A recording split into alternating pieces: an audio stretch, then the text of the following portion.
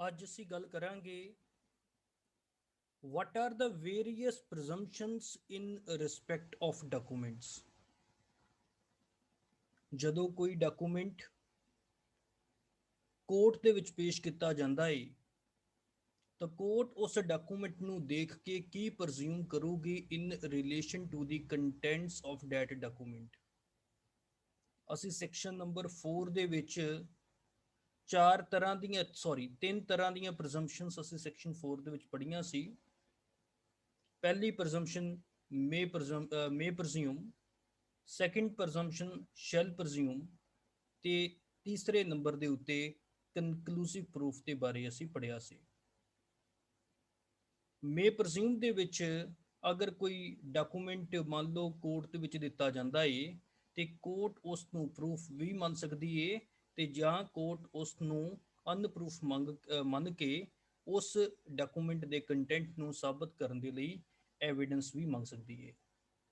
ਜਦੋਂ ਸ਼ੈਲ ਪ੍ਰਜ਼ਿਊਮ ਦੀ ਗੱਲ ਆਉਂਦੀ ਏ ਤੇ ਕੋਰਟ ਕਿਸੇ ਡਾਕੂਮੈਂਟ ਦੇ ਕੰਟੈਂਟ ਨੂੰ ਪ੍ਰੂਵਡ ਹੋਇਆ ਮੰਨੇਗੀ ਤੇ ਅਗਰ ਕੋਈ ਦੂਸਰਾ ਵਿਅਕਤੀ ਉਸ ਡਾਕੂਮੈਂਟ ਦੇ ਕੰਟੈਂਟ ਨੂੰ ਝੁਠਲਾਉਣ ਦੇ ਲਈ ਕੋਈ ਐਵੀਡੈਂਸ ਦੇ ਦਿੰਦਾ ਏ, ਉਹਨੂੰ ਰਿਬਟ ਕਰ ਦਿੰਦਾ ਏ ਤੇ ਉਸ ਨੂੰ ਰਿਬਟ ਵੀ ਕੀਤਾ ਜਾ ਸਕਦਾ ਏ। ਪਰ ਅਗਰ ਕੋਈ ਕਨਕਲੂਸਿਵ ਪ੍ਰੂਫ ਵਾਲਾ ਕੋਈ ਡਾਕੂਮੈਂਟ ਹੋਏਗਾ ਤੇ ਕੋਰਟ ਉਸ ਦੇ ਫੈਕਟ ਨੂੰ 100% ਸੱਚ ਮੰਨੇਗੀ, ਉਸ ਨੂੰ ਝੁਠਲਾਉਣ ਦੇ ਲਈ ਕੋਈ ਐਵੀਡੈਂਸ ਨਹੀਂ ਦਿੱਤੀ ਜਾ ਸਕਦੀ। ਤੋਂ ਅੱਜ ਇਹਨਾਂ ਹੀ ਕੁਝ ਪ੍ਰਜ਼ੰਪਸ਼ਨਸ ਦੇ ਬਾਰੇ ਅਸੀਂ ਇਸ ਲੈਕਚਰ ਦੇ ਵਿੱਚ ਪੜਾਂਗੇ in relation to some type of documents. ਤੋਂ ਪਹਿਲੇ ਨੰਬਰ ਦੇ ਉੱਤੇ ਸੈਕਸ਼ਨ ਨੰਬਰ 79 ਤੋਂ ਲੈ ਕੇ ਸੈਕਸ਼ਨ ਨੰਬਰ 85C ਤੱਕ ਅਸੀਂ ਪੜਾਂਗੇ ਕਿ ਕਦੋਂ ਕੋਰਟ ਸ਼ੈਲ ਪ੍ਰਜ਼ਿਊਮ ਕਰੇਗੀ ਇਨ relation to the contents of documents. ਤੋਂ ਸੈਕਸ਼ਨ ਨੰਬਰ 79 ਤੋਂ ਸ਼ੁਰੂ ਕਰਦੇ ਹਾਂ।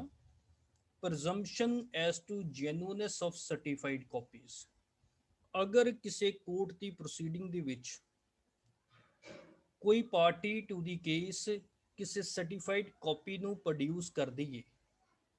ਤਾਂ ਕੋਰਟ ਉਸ ਟਾਈਮ ਦੇ ਉੱਤੇ then the court shall presume to be genuine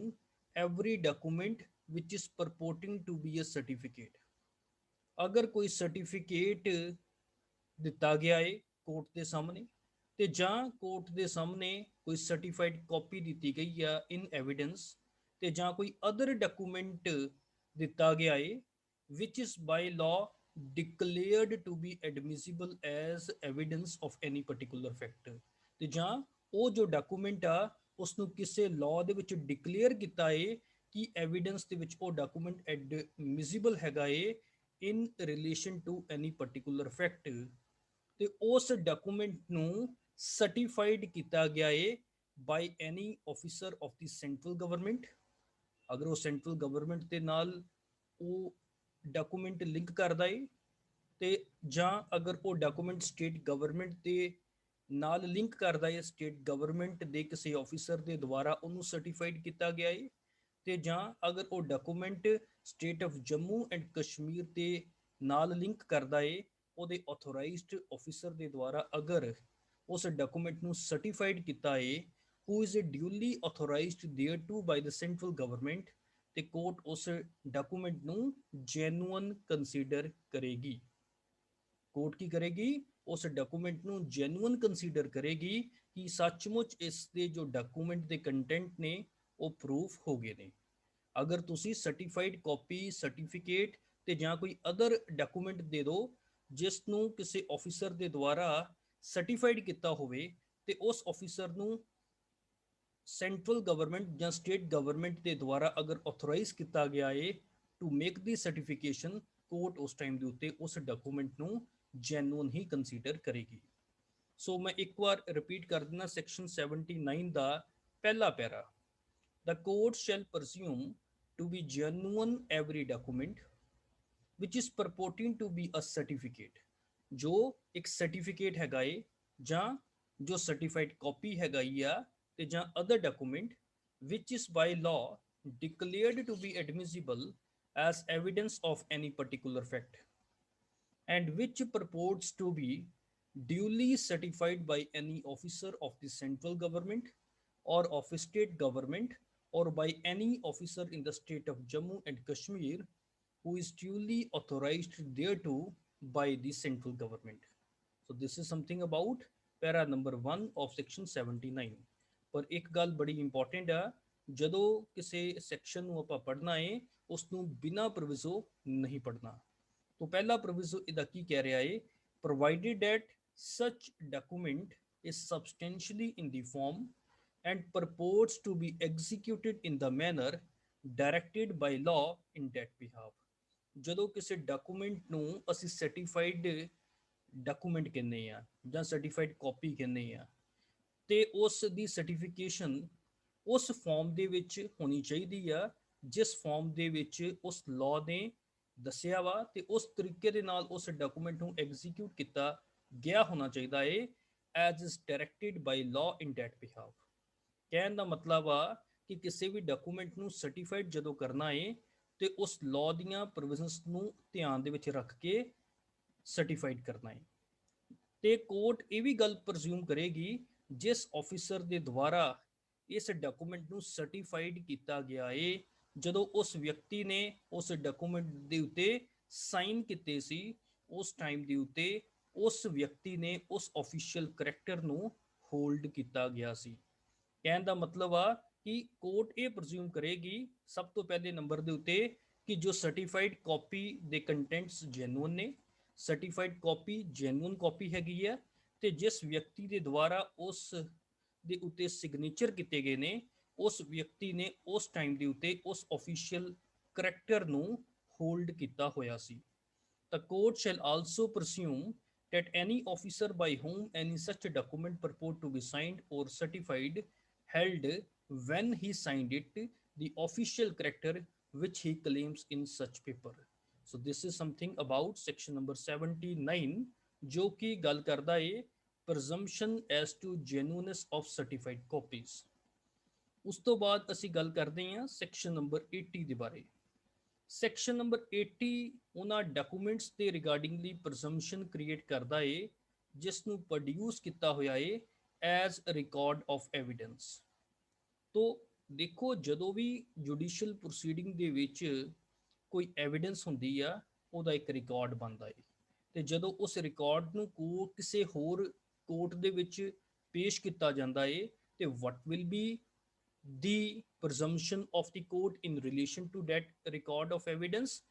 ਇਹਦੇ ਰਿਗਾਰਡਿੰਗਲੀ ਸੈਕਸ਼ਨ ਨੰਬਰ 80 ਦੇ ਵਿੱਚ ਪ੍ਰੋਵੀਜ਼ਨ ਦੱਸੀ ਹੋਈ ਹੈ। ਤਾਂ ਕੀ ਦੱਸਿਆ ਹੈ, whenever any document ਜਦੋਂ ਵੀ ਕਿਸੇ ਡਾਕੂਮੈਂਟ ਨੂੰ ਪ੍ਰੋਡਿਊਸ ਕੀਤਾ ਜਾਂਦਾ ਹੈ ਕਿਸੇ ਕੋਰਟ ਦੇ ਸਾਹਮਣੇ ਤੇ ਇਹ ਗੱਲ ਕਹੀ ਜਾਂਦੀ ਆ ਕਿ ਜੋ ਡਾਕੂਮੈਂਟ ਹੈਗਾ ਏ ਉਹ ਇੱਕ ਰਿਕਾਰਡ ਹੈਗਾ ਏ ਜਾਂ ਮੈਮੋਰੈਂਡਮ ਆਫ ਐਵੀਡੈਂਸ ਹੈਗਾ ਏ, मतलब पूरे एविडेंस का और रिकॉर्ड ਜਾਂ ਮੈਮੋਰੈਂਡਮ ਆ ਔਰ of any part of the evidence ਤੇ ਜਾਂ ਉਸ ਟੋਟਲ ਐਵੀਡੈਂਸ ਦਾ ਕੁਝ ਇੱਕ ਛੋਟਾ 10% ਜਾਂ 20% ਪਾਰਟ ਹੈਗਾ ਏ ਜਿਸ ਐਵੀਡੈਂਸ ਨੂੰ ਵਿਟਨੈਸ ਨੇ ਦਿੱਤਾ ਸੀ ਇਨ ਅ ਜੁਡੀਸ਼ੀਅਲ ਪ੍ਰੋਸੀਡਿੰਗ। तो ਜੁਡੀਸ਼ੀਅਲ ਪ੍ਰੋਸੀਡਿੰਗ ਦੇ ਵਿਟਨੈਸ ਜੁਡੀਸ਼ੀਅਲ ਪ੍ਰੋਸੀਡਿੰਗ ਦੇ ਵਿੱਚ ਕਿਸੇ ਵਿਟਨੈਸ ਨੇ ਉਸ ਐਵੀਡੈਂਸ ਨੂੰ ਦਿੱਤਾ ਸੀ ਤੇ ਜਾਂ ਇਸ ਐਵੀਡੈਂਸ ਨੂੰ ਦਿੱਤਾ ਗਿਆ ਸੀ ਕਿਸੇ ਆਫੀਸਰ ਦੇ ਸਾਹਮਣੇ who is authorized by law to take such evidence ਤੇ ਜਾਂ ਅਗਰ ਕੋਈ ਸਟੇਟਮੈਂਟ ਅਕਿਊਜ਼ਡ ਦੀ ਹੈਗੀ ਆ ਤੇ ਜਾਂ ਕਿਸੇ ਵਿਅਕਤੀ ਦੀ ਕੋਈ ਕਨਫੈਸ਼ਨ ਹੈਗੀ ਆ ਜਿਸ ਨੂੰ ਲਾਅ ਦੇ ਪ੍ਰੋਵੀਜ਼ਨਸ ਦੇ ਹੇਠਾਂ ਲਿੱਤਾ ਗਿਆ ਸੀ or to be a statement or confession by any prisoner or accused person taken in accordance with law and purporting to be signed by any judge or magistrate ਤੇ ਉਸ ਕਨਫੈਸ਼ਨ ਜਾਂ statement ਦੇ ਉੱਤੇ ਜੱਜ ਨੇ ਵੀ ਜਾਂ ਮੈਜਿਸਟ੍ਰੇਟ ਨੇ ਵੀ sign ਕੀਤੇ ਸੀ ਤੇ ਜਾਂ ਉਸ ਆਫੀਸਰ ਦੇ ਦੁਆਰਾ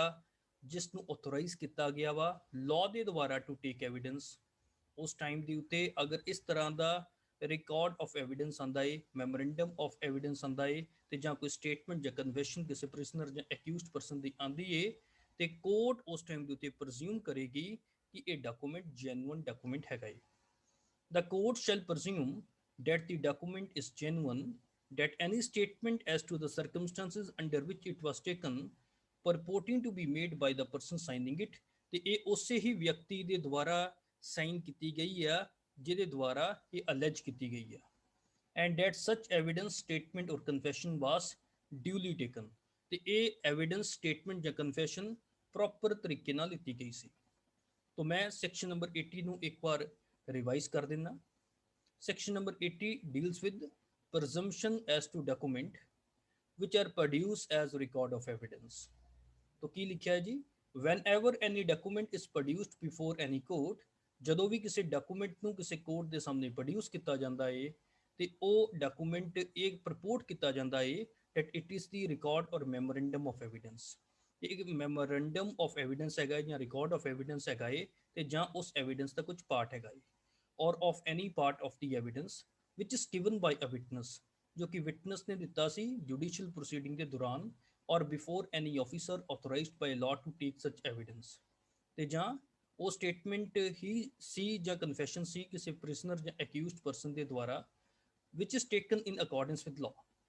and which was purporting to be signed by any judge or magistrate or by any such officer as aforesaid, then ਉਸ time ਦੇ ਤੇ court presume ਕਰੇਗੀ, the court shall presume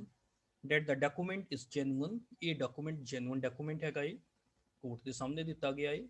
that any statement as to the circumstances under which it was taken purporting to be made by the person signing it, ਤੇ ਜੋ statement ਉਸੇ ਹੀ ਵਿਅਕਤੀ ਦੇ ਦੁਆਰਾ ਦਿੱਤੀ ਗਈ ਆ ਜਿਹਦੇ ਦੁਆਰਾ ਇਹ ਪ੍ਰਪੋਜ਼ ਕੀਤੀ ਜਾ ਰਹੀ ਆ, ਤੇ ਉਹ ਸਟੇਟਮੈਂਟ ਬਿਲਕੁਲ ਸੱਚੀ ਸਟੇਟਮੈਂਟ ਹੈਗੀ ਆ, ਐਂਡ ਡੈਟ ਸੱਚ ਐਵੀਡੈਂਸ ਸਟੇਟਮੈਂਟ ਔਰ ਕਨਫੈਸ਼ਨ ਵਾਸ ਡਿਊਲੀ ਟੇਕਨ, ਤੇ ਉਹ ਜੋ ਐਵੀਡੈਂਸ ਲਿੱਤਾ ਗਿਆ ਸੀ ਕੋਰਟ ਦੇ ਦੁਆਰਾ, ਸਟੇਟਮੈਂਟ ਲਿੱਤੀ ਗਈ ਸੀ ਕੋਰਟ ਦੇ ਦੁਆਰਾ, ਜਾਂ ਕਨਫੈਸ਼ਨ ਲਿੱਤੀ ਗਈ ਸੀ, ਡਿਊਲੀ ਟੇਕਨ ਕੀਤੀ ਗਈ ਸੀ in accordance with the law. So this is something about section number 80, which is talking about presumption as to document produced as a record of evidence। ਹੁਣ ਅਸੀਂ ਗੱਲ ਕਰਾਂਗੇ ਸੈਕਸ਼ਨ ਨੰਬਰ 81 ਦੇ ਬਾਰੇ। ਸੈਕਸ਼ਨ ਨੰਬਰ 81 ਦੇ ਵਿੱਚ ਹੁਣ ਥੋੜਾ ਜਿਹਾ ਅਸੀਂ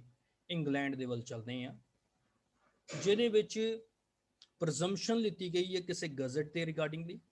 ਕੋਈ ਨਿਊਜ਼ਪੇਪਰ ਤੇ ਜਾਂ ਕੋਈ ਪ੍ਰਾਈਵੇਟ ਐਕਟ ਹੀ ਪਾਰਲੀਮੈਂਟ ਦਾ, ਤੇ ਜਾਂ ਅਦਰ ਡਾਕੂਮੈਂਟ। ਤੋਂ ਕੀ ਲਿਖਿਆ ਹੈ ਸੈਕਸ਼ਨ 81 ਦੇ ਵਿੱਚ, ਆਓ ਜੀ ਪੜ੍ਹਦੇ ਹਾਂ। The court shall presume, court presume ਕਰੇਗੀ the genuineness of every document, ਉਸ ਹਰ ਇੱਕ ਡਾਕੂਮੈਂਟ ਨੂੰ ਜੈਨੂਅਨ ਕੋਰਟ ਪ੍ਰਜ਼ਿਊਮ ਕਰੇਗੀ, which is purporting to be the London Gazette, ਜੋ ਡਾਕੂਮੈਂਟ ਲੰਡਨ ਗਜ਼ਟ ਆਪਣੇ ਆਪ ਨੂੰ ਕਹਿਲਾਣ ਡਿਆ ਏ, ਤੇ ਜਾਂ or any official gazette or government gazette of any colony, dependency or possession of the British Crown. ਕਹਿਣ ਦਾ ਮਤਲਬ ਬ੍ਰਿਟਿਸ਼ ਕਰਾਊਨ ਦਾ ਜਿੱਥੇ ਜਿੱਥੇ ਕੋਈ ਕਬਜ਼ਾ ਸੀ, ਜਿੱਥੇ ਉਹਨਾਂ ਦੀ ਕਲੋਨੀ ਸੀ, ਜਿੱਥੇ ਉਹਨਾਂ ਦੀਆਂ ਡਿਪੈਂਡੈਂਸੀ ਕੰਟਰੀਆਂ ਸੀ, ਤੇ ਜਾਂ ਉਹਨਾਂ ਦੇ ਕਬਜ਼ੇ ਵਾਲੀਆਂ ਅਗਰ ਕੋਈ ਜਗ੍ਹਾਵਾਂ ਸੀ। ਤੋਂ ਕਹਿਣ ਦਾ ਮਤਲਬ ਇਹ ਹੈਗਾ ਕਿ ਅਗਰ ਉਹਨਾਂ ਦਾ ਕੋਈ ਆਫੀਸ਼ੀਅਲ ਗਜ਼ਟ ਦਾ ਜਾਂ ਗਵਰਨਮੈਂਟ ਗਜ਼ਟ ਕੋਈ ਪੇਸ਼ ਕੀਤਾ ਜਾਂਦਾ ਹੈ ਕੋਰਟ ਦੇ ਸਾਹਮਣੇ, ਤਾਂ ਕੋਰਟ ਉਸ ਡਾਕੂਮੈਂਟ ਦੇ ਕੰਟੈਂਟ ਨੂੰ ਜੈਨੂਅਨ ਮੰਨੇਗੀ, ਤੇ ਜਾਂ ਅਗਰ ਕੋਈ ਡਾਕੂਮੈਂਟ ਕੋਈ ਨਿਊਜ਼ਪੇਪਰ ਆ, ਤੇ ਜਾਂ ਕੋਈ ਜਰਨਲ ਹੈਗਾ ਏ, ਤੇ ਜਾਂ ਕਿਸੇ ਪਾਰਲੀਮੈਂਟ ਦੇ ਐਕਟ ਦੀ ਕੋਈ ਕਾਪੀ ਹੈਗੀ ਆ, or to be a copy of a private act of parliament of the United Kingdom which was printed by the Queen's printer, ਜਿਸ ਦੀ ਜੋ ਪ੍ਰਿੰਟਿੰਗ ਦਾ ਕੰਮ ਕੁਈਨ ਦੇ ਪ੍ਰਿੰਟਰ ਤੋਂ ਹੋਇਆ ਸੀ, and of every document purporting to be a document directed by any law to be kept by any person if such a document is kept substantially in the form required by law and is produced from the proper custody। ਤੇ ਇਸ ਤੋਂ ਇਲਾਵਾ ਉਹ ਹਰ document ਜਿਸ ਨੂੰ ਕਾਨੂੰਨ ਦੇ ਦੁਆਰਾ ਡਾਇਰੈਕਟ ਕੀਤਾ ਗਿਆ ਸੀ ਕਿ ਕਿਸੇ ਖਾਸ ਵਿਅਕਤੀ ਨੇ ਉਸ ਨੂੰ ਸੰਭਾਲ ਕੇ ਰੱਖਣਾ ਹੈ, ਅਗਰ ਉਸ ਡਾਕੂਮੈਂਟ ਨੂੰ ਉਸ ਵਿਅਕਤੀ ਨੇ ਆਪਣੇ ਕੋਲ ਸੰਭਾਲ ਕੇ ਰੱਖਿਆ ਸੀ, ਤੇ ਉਸ ਡਾਕੂਮੈਂਟ ਨੂੰ ਉਸੇ ਹੀ ਪ੍ਰੋਪਰ ਕਸਟਡੀ ਦੇ ਵੱਲੋਂ ਪ੍ਰੋਡਿਊਸ ਕੀਤਾ ਗਿਆ ਸੀ, ਤੇ ਕੋਰਟ ਉਸ ਡਾਕੂਮੈਂਟ ਨੂੰ ਜੈਨੂਅਨ ਮੰਨੇਗੀ, ਉਸ ਨੂੰ ਪ੍ਰੂਫ ਮੰਨੇਗੀ ਸੈਕਸ਼ਨ ਨੰਬਰ 81 ਦੇ ਵਿੱਚ। ਤੋਂ ਸੈਕਸ਼ਨ ਨੰਬਰ 81 ਦੇ ਵਿੱਚ ਕਿਹੜੀਆਂ ਚੀਜ਼ਾਂ ਨੂੰ ਦੇ ਉੱਤੇ ਪ੍ਰਜ਼ੰਪਸ਼ਨ ਹੈ? ਸਭ ਤੋਂ ਪਹਿਲਾਂ ਲੰਡਨ ਗਜ਼ਟ ਦੇ ਉੱਤੇ, ਦੂਸਰੇ ਨੰਬਰ ਦੇ ਉੱਤੇ ਬ੍ਰਿਟਿਸ਼ ਕਰਾਊਨ ਦਾ ਕੋਈ ਆਫੀਸ਼ੀਅਲ ਗਜ਼ਟ ਜਾਂ ਗਵਰਨਮੈਂਟ ਗਜ਼ਟ, ਤੇ ਜਾਂ ਉਹਨਾਂ ਦੀ ਕਲੋਨੀ ਦਾ, ਡਿਪੈਂਡੈਂਸੀ ਦਾ ਜਾਂ ਪੋਜੈਸ਼ਨ ਦਾ,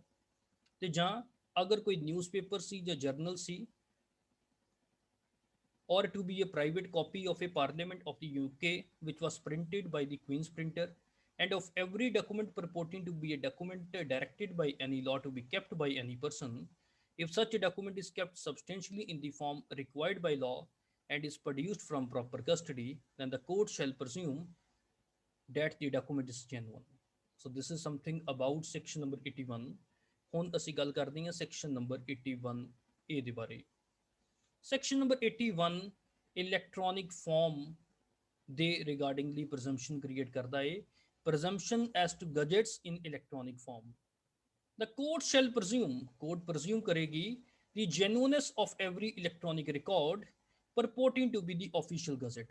अगर कोई ऑफिशियल गਜ਼ਟ ਦਾ ਕੋਈ ਇਲੈਕਟ੍ਰੋਨਿਕ ਰਿਕਾਰਡ ਬਣਿਆ ਹੋਇਆ ਹੈ ਤੇ ਅਗਰ ਉਸ ਇਲੈਕਟ੍ਰੋਨਿਕ ਰਿਕਾਰਡ ਨੂੰ ਕੋਰਟ ਦੇ ਸਾਹਮਣੇ ਪੇਸ਼ ਕੀਤਾ ਜਾਂਦਾ ਹੈ ਤੇ ਕੋਰਟ ਉਸ ਨੂੰ ਜੈਨੂਇਨ ਪ੍ਰਜ਼ਿਊਮ ਕਰੇਗੀ ਔਰ ਜਾਂ ਡਾਕੂਮੈਂਟ ਇਸ ਤਰੀਕੇ ਦਾ ਹੈਗਾ ਏ or purporting to be electronic record directed by any law to be kept by any person if such electronic record is kept substantially in the form required by law and is produced from proper custody। ਤੇ ਜਾਂ ਕੋਈ ਇਦਾਂ ਦਾ electronic record ਹੈਗਾ ਏ ਜੋ ਕਿ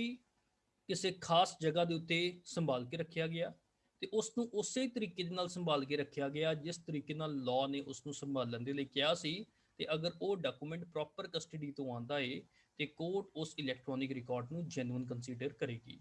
ਦੋ ਗੱਲਾਂ ਆਉਂਦੀਆਂ ਸੈਕਸ਼ਨ ਨੰਬਰ 81 ਦੇ ਵਿੱਚ। ਸਭ ਤੋਂ ਪਹਿਲੇ ਨੰਬਰ ਦੇ ਉੱਤੇ ਇਲੈਕਟ੍ਰੋਨਿਕ ਰਿਕਾਰਡ ਤੇ ਇਲੈਕਟ੍ਰੋਨਿਕ ਰਿਕਾਰਡ ਕੀ ਸੀ? ਆਫੀਸ਼ੀਅਲ ਗਜ਼ਟ ਹੈਗਾ ਸੀ। ਤੇ ਜਾਂ ਅਗਰ ਕੋਈ ਇਸ ਤਰੀਕੇ ਦਾ ਇਲੈਕਟ੍ਰੋਨਿਕ ਰਿਕਾਰਡ ਆ ਜਿਸ ਨੂੰ ਕਿਸੇ ਵਿਅਕਤੀ ਦੇ ਦੁਆਰਾ ਸੰਭਾਲ ਕੇ ਰੱਖਿਆ ਜਾਂਦਾ ਏ ਇਨ ਦਾ ਫਾਰਮ ਇਨ ਵਿਚ ਦਾ ਲਾਅ ਰਿਕੁਆਇਰਸ ਹੋ ਤੇ ਅਗਰ ਉਸ ਡਾਕੂਮੈਂਟ ਨੂੰ ਇਲੈਕਟ੍ਰੋਨਿਕ ਰਿਕਾਰਡ ਨੂੰ ਪ੍ਰੋਪਰ ਕਸਟਡੀ ਦੇ ਵਿੱਚੋਂ ਪ੍ਰੋਡਿਊਸ ਕੀਤਾ ਜਾਂਦਾ ਹੈ ਕੋਰਟ ਦੇ ਸਾਹਮਣੇ then the court shall presume that the document in question is genuine। तो ਇੱਥੇ ਵੀ shall presume ਹੀ ਆ ਗਿਆ।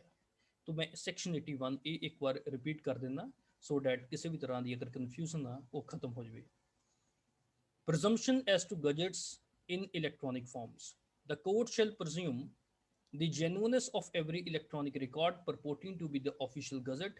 or purporting to be the electronic record directed by any law to be kept by any person if such electronic record is kept substantially in the form which is required by law and is produced from proper custody। ਹੁਣ section number 82 ਦੇ ਬਾਰੇ ਅਸੀਂ ਪੜ੍ਹਦੇ ਹਾਂ। presumption as to document admissible in England without proof of seal or signature। ਹੁਣ ਕਈ ਵਾਰ ਕੁਝ ਇਦਾਂ ਦੇ ਡਾਕੂਮੈਂਟ ਹੁੰਦੇ ਨੇ ਜਿਹੜੇ ਕਿ ਇੰਗਲੈਂਡ ਦੇ ਵਿੱਚ ਬਿਨਾਂ ਕਿਸੇ ਸੀਲ ਬਿਨਾਂ ਕਿਸੇ ਸਿਗਨੇਚਰ ਦੇ ਨਾਲ ਹੀ ਜੈਨੂਇਨ ਕੰਸੀਡਰ ਕੀਤੇ ਜਾਂਦੇ ਆ। तो section number 82 ਦੇ ਵਿੱਚ ਇਹ ਗੱਲ ਕਹੀ ਆ ਕਿ ਅਗਰ ਕੋਈ ਇਸ ਤਰੀਕੇ ਦਾ ਡਾਕੂਮੈਂਟ ਆ ਜੋ ਕਿ ਇੰਗਲੈਂਡ ਦੇ ਵਿੱਚ ਐਡਮਿਸਿਬਲ ਹੈਗਾ ਏ ਬਿਨਾਂ ਕਿਸੇ ਸੀਲ ਦੇ ਪ੍ਰੂਫ ਤੋਂ ਬਿਨਾਂ ਕਿਸੇ ਸਿਗਨੇਚਰ ਦੇ ਪ੍ਰੂਫ ਤੋਂ ਤੇ ਉਸ ਡਾਕੂਮੈਂਟ ਨੂੰ ਇੰਡੀਆ ਦੇ ਵਿੱਚ ਵੀ ਜੈਨੂਇਨ ਹੀ ਕੰਸੀਡਰ ਕਰਨਾ ਹੈ।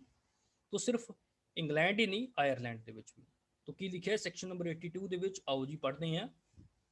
when any document is produced before any court, ਜਦੋਂ ਕਿਸੇ ਡਾਕੂਮੈਂਟ ਨੂੰ ਕੋਰਟ ਦੇ ਸਾਹਮਣੇ ਪੇਸ਼ ਕੀਤਾ ਗਿਆ ਤੇ ਇਹ ਕਿਹਾ ਗਿਆ ਕਿ ਇਹ ਡਾਕੂਮੈਂਟ ਇੰਗਲੈਂਡ ਦੇ ਲਾਅ ਦੇ ਅਕੋਰਡਿੰਗਲੀ ਜਾਂ ਆਇਰਲੈਂਡ ਦੇ ਲਾਅ ਦੇ ਅਕੋਰਡਿੰਗਲੀ ਐਡਮਿਸਿਬਲ ਹੈਗਾ ਇਹ in proof of any particular fact in any court of justice in England or Ireland without further proof of seal or stamp or signature authenticating it or of the judicial or official character claimed by any person by whom it purport to be signed। ਕਹਿਣ ਦਾ ਮਤਲਬ ਆ ਕਿ England ਦੇ ਵਿੱਚ ਇਸ document ਨੂੰ ਬਿਨਾਂ ਕਿਸੇ ਸੀਲ ਬਿਨਾਂ ਕਿਸੇ ਸਟੈਂਪ ਤੋਂ ਵੀ ਪ੍ਰੂਫ ਹੀ ਮੰਨਿਆ ਜਾਂਦਾ ਹੈ। तो फिर इंडिया की कोर्ट की करेगी? तो इंडियन एविडेंस एक्ट 1872 ਦੇ ਵਿੱਚ ਡਾਇਰੈਕਸ਼ਨ ਦੇ ਦਿੱਤੀ ਗਈ ਕਿ ਅਗਰ ਕਿਸੇ ਡਾਕੂਮੈਂਟ ਨੂੰ ਇੰਗਲੈਂਡ ਦੇ ਵਿੱਚ ਪ੍ਰੂਫ ਮੰਨਿਆ ਜਾਂਦਾ ਹੈ ਵਿਦਆਊਟ ਰਿਕੁਆਇਰਿੰਗ ਐਨੀ ਸੀਲ ਔਰ ਵਿਦਆਊਟ ਰਿਕੁਆਇਰਿੰਗ ਐਨੀ ਸਿਗਨੇਚਰ then ਇੰਡੀਅਨ ਕੋਰਟ ਵੀ ਪ੍ਰਜ਼ਿਊਮ ਕਰੇਗੀ that such seal stamp or signature is genuine ਕਿ ਉਹ ਜੋ ਸੀਲ ਸਟੈਂਪ ਜਾਂ ਸਿਗਨੇਚਰ ਜੋ ਤੇ ਲੱਗੀ ਆ ਉਹ ਜੈਨੂਇਨ ਸੀਲ ਹੈਗੀ ਆ ਜੈਨੂਇਨ ਸਟੈਂਪ ਹੈਗੀ ਆ ਜੈਨੂਇਨ ਸਿਗਨੇਚਰ ਹੈਗਾ ਏ ਚਾਹੇ ਉਸ ਸਿਗਨੇਚਰ ਨੂੰ ਸਟੈਂਪ ਨੂੰ ਜਾਂ ਸੀਲ ਨੂੰ ਆਪਾਂ ਸਾਬਤ ਨਹੀਂ ਕੀਤਾ। And the person signing it ਤੇ ਜਿਹੜਾ ਵਿਅਕਤੀ ਉਸ ਡਾਕੂਮੈਂਟ ਨੂੰ ਸਾਈਨ ਕਰਦਾ ਪਿਆ ਵਾ ਉਹਦੇ ਕੋਲ ਉਹ ਆਫੀਸ਼ੀਅਲ ਪੋਜੀਸ਼ਨ ਹੈਗੀ ਆ ਜੋ ਕਿ ਉਹ ਕਲੇਮ ਕਰਦਾ ਪਿਆ ਏ। And at the person signing it held at the time when he signed it the judicial or official character which he claims and the document shall be admissible for the same purpose for which it would be admissible in England or Ireland। ਤੇ ਉਹ ਜੋ document ਹੈਗਾ ਏ ਉਸ ਨੂੰ ਉਸੇ ਹੀ same purpose ਦੇ ਲਈ India ਵਿੱਚ ਵੀ ਐਡਮਿਸਿਬਲ ਕੀਤਾ ਜਾਏਗਾ ਜਿਸ ਪਰਪਸ ਦੇ ਲਈ ਉਹ ਇੰਗਲੈਂਡ ਜਾਂ ਆਇਰਲੈਂਡ ਦੇ ਵਿੱਚ ਐਡਮਿਸਿਬਲ ਹੈਗਾ ਸੀ। ਸੋ ਇੱਕ ਵਾਰ ਮੈਂ ਸੈਕਸ਼ਨ ਨੰਬਰ 82 ਨੂੰ ਨਟਸ਼ੈਲ ਦੇ ਵਿੱਚ ਦੱਸ ਦੇਣਾ ਕਿ ਅਗਰ ਕੋਈ ਡਾਕੂਮੈਂਟ ਇੰਡੀਅਨ ਕੋਰਟ ਦੇ ਵਿੱਚ ਪੇਸ਼ ਕੀਤਾ ਜਾਂਦਾ ਏ ਤੇ ਅਗਰ ਇੰਡੀਆ ਦੇ ਵਿੱਚ ਪੇਸ਼ ਕਰਨ ਦੇ ਟਾਈਮ ਦੇ ਉੱਤੇ ਇਹ ਅਲੈਜ ਕੀਤਾ ਜਾਂਦਾ ਹੈ ਕਿ ਇਹਦੀ ਸੀਲ ਜਾਂ ਸਿਗਨੇਚਰ ਨੂੰ ਫਰਦਰ ਪ੍ਰੂਫ ਕਰਨ ਦੀ ਲੋੜ ਨਹੀਂ ਹੈਗੀ। ਕਿਉਂ? ਕਿਉਂਕਿ ਇੰਗਲੈਂਡ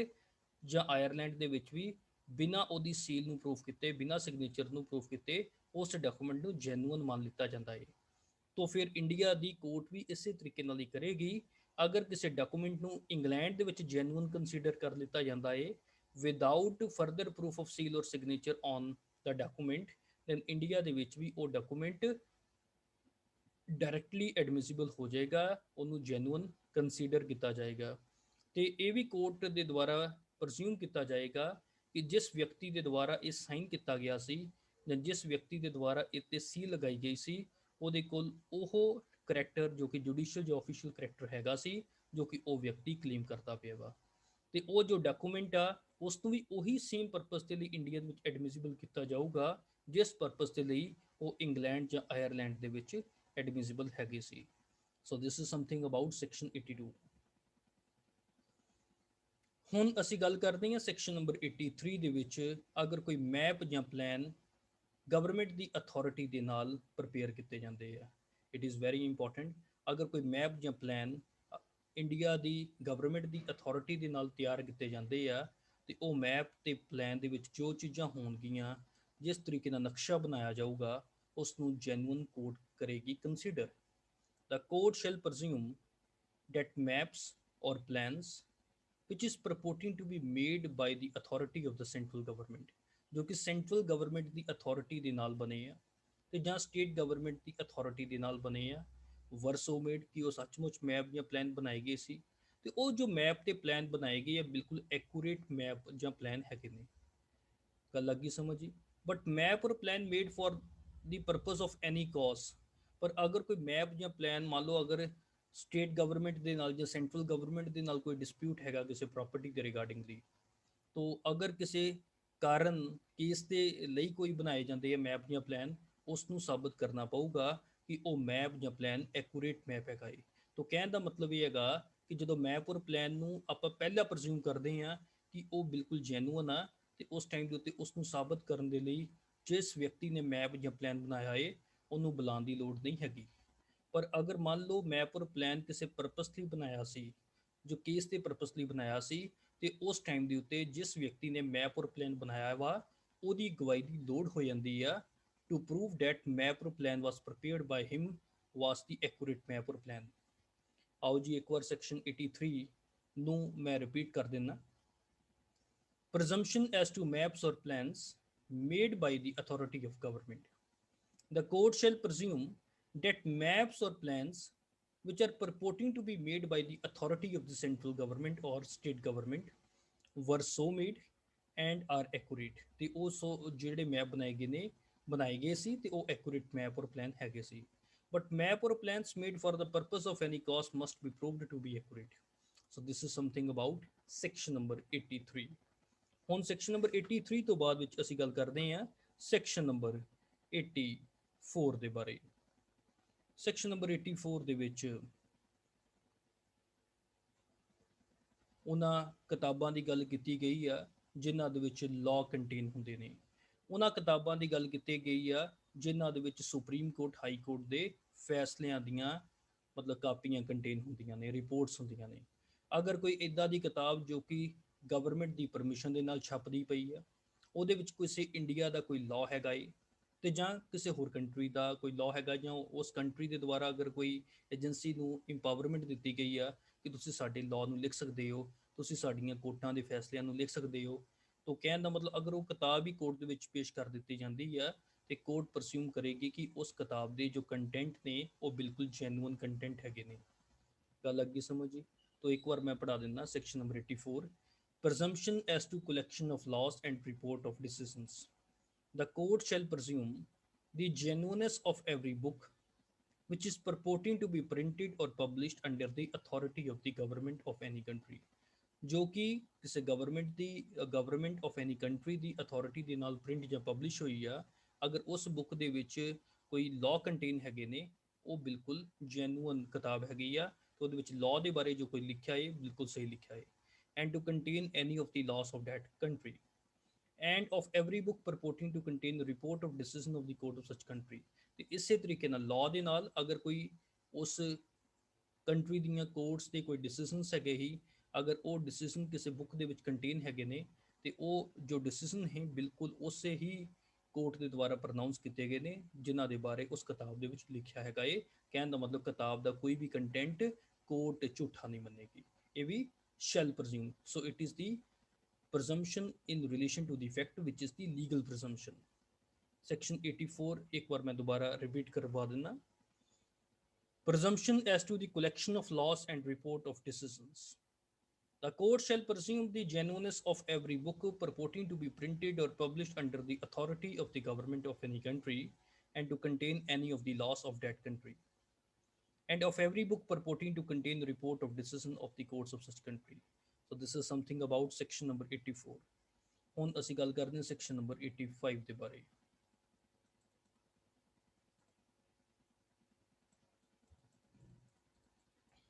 ਮੰਨ ਲਓ ਅਗਰ ਕੋਰਟ ਦੇ ਸਾਹਮਣੇ ਕੋਈ ਪਾਵਰ ਆਫ ਅਟਾਰਨੀ ਪੇਸ਼ ਕਰ ਦਿੱਤੀ ਜਾਂਦੀ ਹੈ,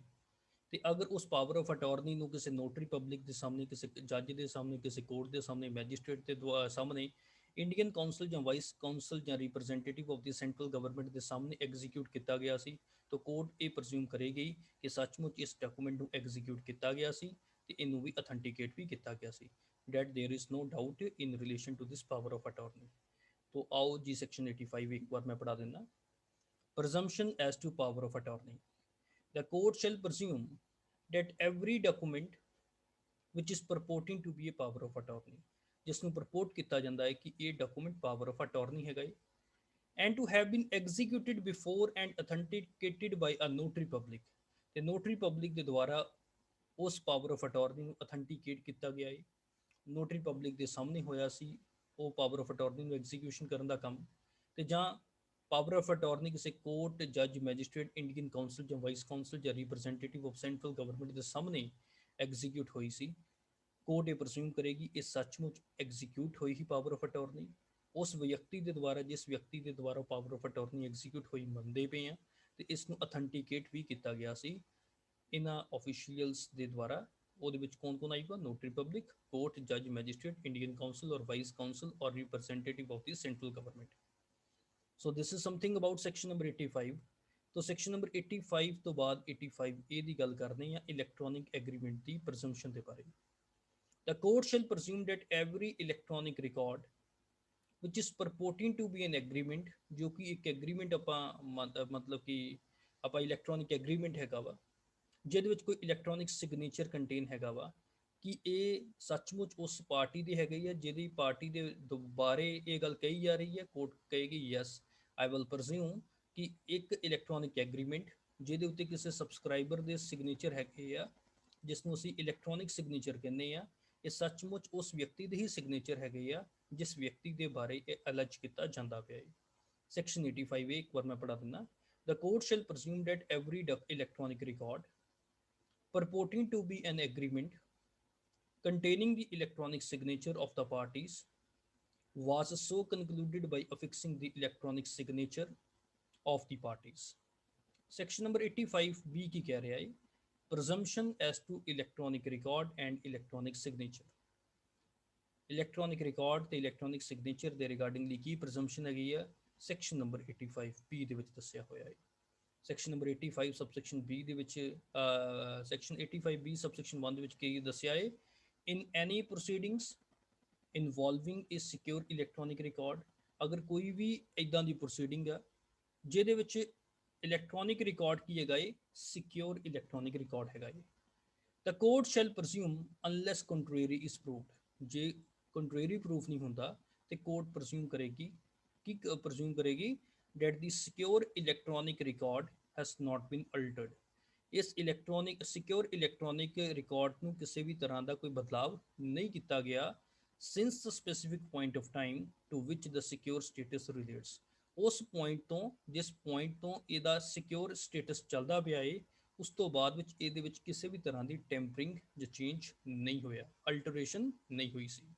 ਸੈਕਸ਼ਨ 85B ਸਬਸੈਕਸ਼ਨ 1 ਮੈਂ ਰਿਪੀਟ ਕਰਵਾ ਦਿੰਦਾ। In any proceedings involving electronic record the court shall presume unless contrary is proved that the secure electronic record has not been altered since the specific point of time to which the secure status relates. Section 85B subsection 2 ਦੇ ਵਿੱਚ ਕੀ ਦੱਸਿਆ ਹੈ in any proceedings involving secure digital signature ਅਗਰ ਕੋਈ signature ਦੀ ਪਹਿਲਾਂ ਆਪਾਂ secure electronic record ਦੀ ਗੱਲ ਕੀਤੀ ਸੀ ਹੁਣ ਅਸੀਂ ਗੱਲ ਕਰਦੇ ਪਏ ਹਾਂ ਸਿਕਿਉਰ ਡਿਜੀਟਲ ਸਿਗਨੇਚਰ ਜਿਹਦੇ ਵਿੱਚ ਸਿਕਿਉਰ ਡਿਜੀਟਲ ਸਿਗਨੇਚਰ ਦਾ ਕੁਐਸਚਨ ਆਇਆ ਹੈ the court shall presume court की presume करेगी unless the contrary is proved that secure electronic signature is affixed by the subscriber with the intention of signing or approving the electronic record कि secure electronic signature subscriber ਦੇ ਦੁਆਰਾ ਐਫਿਕਸ ਕੀਤਾ ਗਿਆ ਹੈ ਕਿਸੇ electronic record ਦੇ ਉੱਤੇ ਉਸ ਨੂੰ ਸਾਈਨ ਜਾਂ ਅਪਰੂਵ ਕਰਨ ਦੇ ਮਕਸਦ ਦੇ ਨਾਲ the secure electronic signature is affixed by the subscriber with the intention of signing or approving the electronic record ਤੇ ਨਾਲ ਕੋਰਟ ਕੀ ਪ੍ਰਜ਼ਿਊਮ ਕਰੇਗੀ except in the case of secure electronic record or secure electronic signature. Nothing in this section shall create any presumption relating to authenticity and integrity of the electronic record or of any electronic signature. So this is something about section number 85B, which is talking with presumption as to electronic record and electronic signature. ਹੁਣ ਅਸੀਂ ਗੱਲ ਕਰਦੇ ਹਾਂ section number 86 ਦੇ ਬਾਰੇ 85C ਦੇ ਬਾਰੇ presumption as to electronic signature certificate. The court shall presume unless contrary is proved that information listed in electronic signature certificate is correct. अगर मान लो किसी व्यक्ति का कोई इलैक्ट्रॉनिक सिग्नेचर सर्टिफिकेट कोर्ट के सामने पेश होता है तो इलैक्ट्रॉनिक सिग्नेचर सर्टिफिकेट ਦੇ ਵਿੱਚ ਜੋ ਇਨਫੋਰਮੇਸ਼ਨ ਲਿਸਟਡ ਕੀਤੀ ਗਈ ਸੀ ਉਹ ਬਿਲਕੁਲ ਸਹੀ information C except for information specified as subscriber information which has not been verified if the certificate was accepted by the subscriber. So this is something about section number 85C. 85C ਦੇ ਵਿੱਚ ਵੀ ਕੀ ਆ ਕਿ electronic signature certificate ਦੇ ਵਿੱਚ ਅਗਰ ਕੋਈ information listed ਹੈਗੀ ਆ ਤੇ ਕੋਰਟ ਉਸ ਨੂੰ ਕਰੈਕਟ ਇਨਫੋਰਮੇਸ਼ਨ ਮੰਨੇਗੀ. So this is something about the present lecture.